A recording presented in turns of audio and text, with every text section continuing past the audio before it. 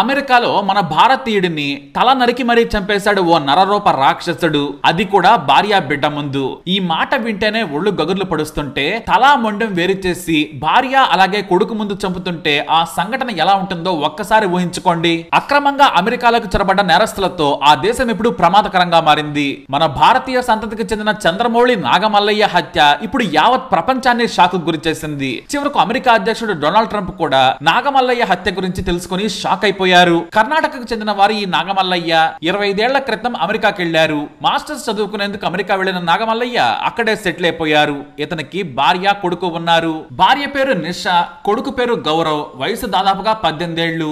ఈ నాగమల్లయ్య టెక్సాస్ లోని డల్లాస్ లో ఉంటున్నాడు. అక్కడే down town suits hotel manager గా పనిచేస్తున్నాడు. ఇదే హోటల్లో సెప్టెంబర్ 10, 2025న ఉదయం పూట క్లీన్ చేయించే పనులు చేస్తున్నాడు నాగమల్లయ్య. ఇక అదే ఆఫీస్ లో అతని భార్య కొడుకు కూడా ఉన్నారు. హోటల్ లోపల పని వాళ్లతో శుభ్రం చేయిస్తూ ఉన్నాడు. ఇక అదే హోటల్లో క్యూబాకు చెందిన 37 ఏళ్ల యోర్డానిక్ కోబోస్ మార్టినెజ్ అనే వ్యక్తి పనిచేస్తున్నాడు. ఇతను క్యూబా నుంచి జో బైడెన్ హయాంలో అక్రమంగా దేశంలోకి చొరబడ్డాడు. ఇతని వ్యక్తిగత వివరాలు తెలియక అతనికి అక్కడే ఉద్యోగం ఇచ్చారు. ఉదయం క్లీనింగ్ చేస్తుండగా ఓ పనికిరాని వాషింగ్ మెషిన్ విషయంలో నాగమల్లయ్య అతనికి దాన్ని వాడొద్దని చెప్పాడు. వేరే వాషింగ్ మెషిన్ వాడాలని సూచించాడు. కానీ అతడికి అర్థం కాలేదు.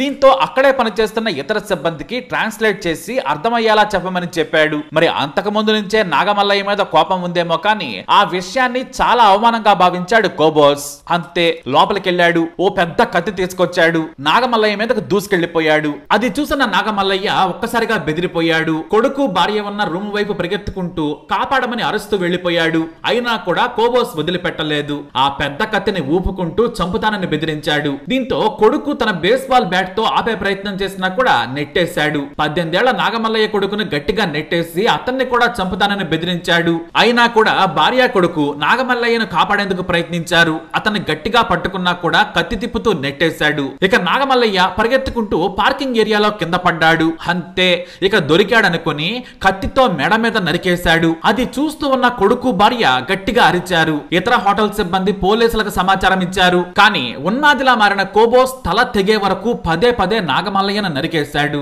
ఆ తర్వాత కత్తి అలాగే చేత్తో పట్టుకుని తలను 2 సార్లు గట్టిగా కాలితో తన్నాడు. ఫుట్బాల్ లాగా అది దూరంగా పడింది. ఆ తర్వాత నాగమల్లయ్య తలను చేత్తో పట్టుకుని అది తీసుకెళ్లి చెత్తబుట్టలో వేశాడు. ఇది చూసిన నాగమల్లయ్య భార్య కొడుకు గట్టిగా ఏడుస్తూ కుప్పకూలిపోయారు. ఇంతలో నిందితుడు పారిపోయాడు. పోలీసులు వచ్చి వెంటనే విషయం తెలుసుకుని నిందితుడు ఎటువైపు వెళ్లాడో అడిగారు.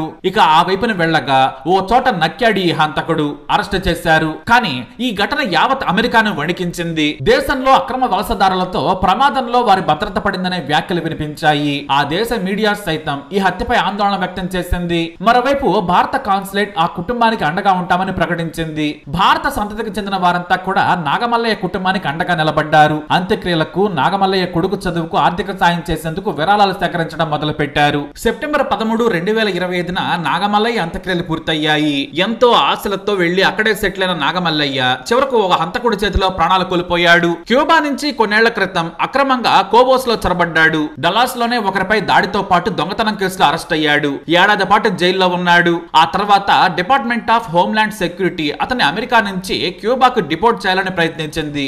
కానీ అప్పటికే క్యూబాలో హత్యలు, దొంగతనాలు, దాడులు చేశాడు. జైలు జీవితం తప్పించుకునేందుకు అమెరికా పారిపోయాడు. అయితే ఇప్పుడు అతను తీవ్రమైన నేరస్తుడు కాబట్టి మేము అతన్ని మా దేశంలోకి అనుమతించాం, మీరేమైనా చేసుకోండి క్యూబా అధికారులు అమెరికాకు సమాచారం ఇచ్చారు. దీంతో అతన్ని కొన్నాళ్ల క్రితం విడుదల చేశారు. కానీ ఇంతలోనే తనలోని నేరస్తుడిని బయట పెట్టుకున్నాడు ఈ ఉన్మాది కోబోస్. ఈ ఘటన యావత్ అమెరికాను వణికించింది.